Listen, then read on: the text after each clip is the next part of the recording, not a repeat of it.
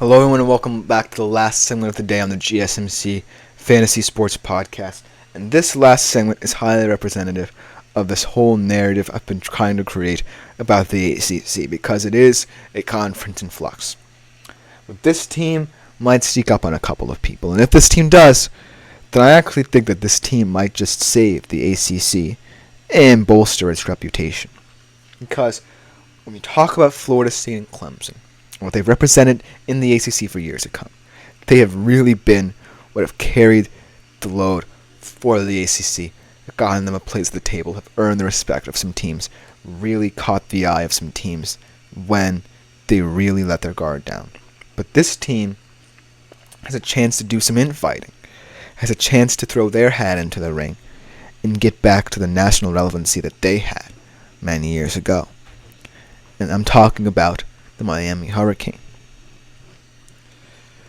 The reason why this Miami program feels so different now compared to what it was in prior years is that even though there still feels like there's this sense of a lot of cultural and social issues internally, externally for Miami, they're kind of playing the game here in the ACC. They're playing the long game.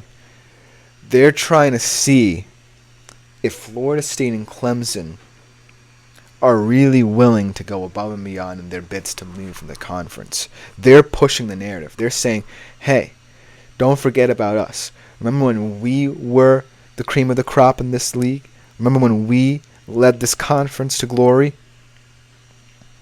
Now we feel that this year, with all of what's going on with you, we can take advantage of that. And when I look at this Miami team, I'm thinking this is the most talented team in the ACC right now. Yeah, Florida State went to the portal. They added some guys. But they lost Keon Coleman and Johnny Wilson. That's two of the best receivers in college football last year. I look at Clemson. They don't even have a receiving core I really think should even be in the top 25. Look at Miami. I see a very well-rounded system and identity here. You have Xavier Restrepo, Jacoby George, both guys capable of going over 1,000 yards. Sam Brown you add from Houston. And then you bring in Cam Ward. And that's what throws a wrench into every single team in the ACC's operation, including Florida State and Clemson.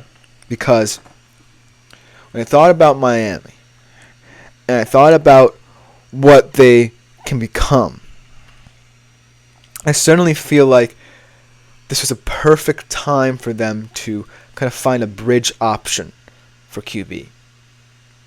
Because I liked Tyler Van Dyke a little bit because he seemed like an experiment. And that was something that Miami might not have been used to in the past, experimenting at the QB position.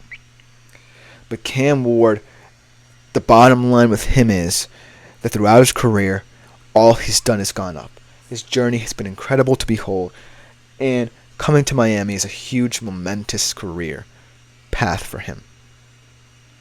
Because it really sets him up very well for the NFL draft. But like I said, that could be the hindrance that people are worried about with them. So, when I look at Miami, I believe their over-unders around the same as Clemson's, if a little less. I can see them winning over at least 8 games. And here's why. When I think about Miami and their coaching philosophies, Mario Cristobal does seem like he's given in a little bit to the whole Miami culture, the allure of what Miami is. But he's also concerned with fully understanding the modernity of college football right now. And when I look at Clemson and compare them, and I think about both these teams' cultures, yes, Miami seems a little bit more dangerous in terms of, oh, we're luring players in with our big-time program. We want to get back to it. We want to see the bigger picture. Isn't that what college football is becoming more tailored to? And by doing that, Miami is adding more intrigue to their program. Thus leveraging themselves in both recruiting and the transfer portal.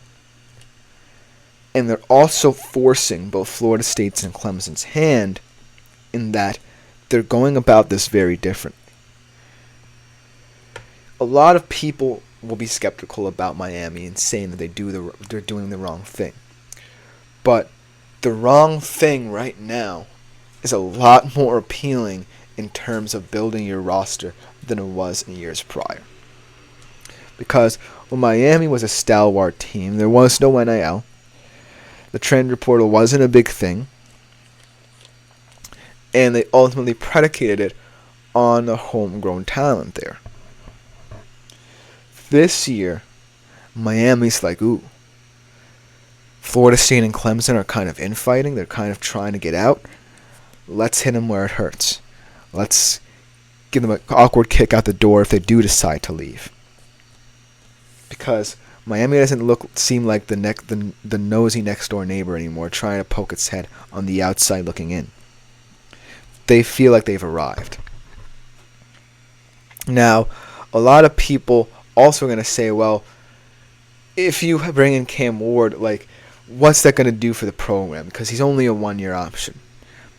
He's only a contingency plan. Like I said, contingency plans are good for teams who feel like they can play the long game. They feel like they have time. Miami definitely feels like they have time now. Because if this whole Florida State Clemson thing didn't come about and they felt like they wanted to stay in the ACC and, be in this third tier of divisions where they're comfortable, not competing against the elite, then that really would have affected Miami because, well, it would have meant that they would still be the third best team. Now, they have all the leverage in the world. And in terms of win projections, you should be comfortable saying that Miami will win a lot more than expected. I look at the games. They had Florida State at home. That's a big game for them. I feel like that's a game they can win. And if they do win it, it will make Florida State look a little bit silly because Cam Ward was right there for the taking in terms of the transfer portal, but decided to go with DJ Younglele, who is a guy who's skeptical. They're at Florida as well, at home too, and Florida's another team that is trying to get to where Miami is right now, where they can play the long game. But at the end of the day, what I love about Miami is that in terms of philosophies, like I've gone through all these teams, talked about their coaching philosophies, it's more about culture than not. When I think about the cultural impact Miami has on the world of college football, I think that this year highly resembles what this program was and what it could be. And let's go back to the future of the ACC. Let's say Florida State and Clemson do leave.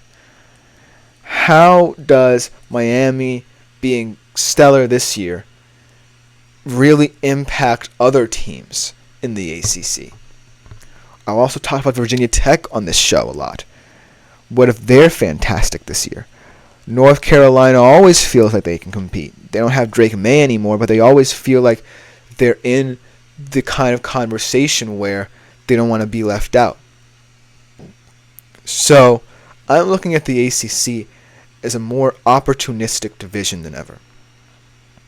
I'm looking at it as a conference where, yes, Florida State and Clemson really helped it. But these teams are starting to become more savvy in terms of ways to kind of break through the system. And at the end of the day, that's what college football is becoming. You're going to want to find ways to break the system. In Miami right now, by getting Cam Ward, perhaps the most appealing player in the transfer portal, for just 1 year, with a receiving core that they really like, they're really trying their very best to make sure that the future of the ACC doesn't get lost in the morass of conference realignment. Because, yeah, Miami is not necessarily going to be a team that would want to move, but they're also going to be a team that attracts. Whether it be players to the recruiting trail, whether it be players to the transfer portal, or most importantly, teams, high-profile teams at that, to play them. Miami is always going to be someone who wants a place at the table and who's going to earn it. And this year was just a big start. Talking about the culture, talking about all that. Yeah, you might be saying, well, where do the wins fall in this? The wins will come. It's just that Miami's just playing mind games with people. Let's put it that way. In terms of gaining leverage, in terms of who they play, and most importantly, how they play. That should just about do it for this show. Thank you guys for tuning in. I've been Christopher Shepard. This has been the GSMC Fantasy Sports Podcast, brought to us always by the GSMC Sports Network. Please consider liking, following, and subscribing to the show. Leave a tip and donation for now at the link gsmc.cloud. That thing will change in the future. But thank you guys yet again. We will be back better than ever tomorrow for another edition of the show. Thank you.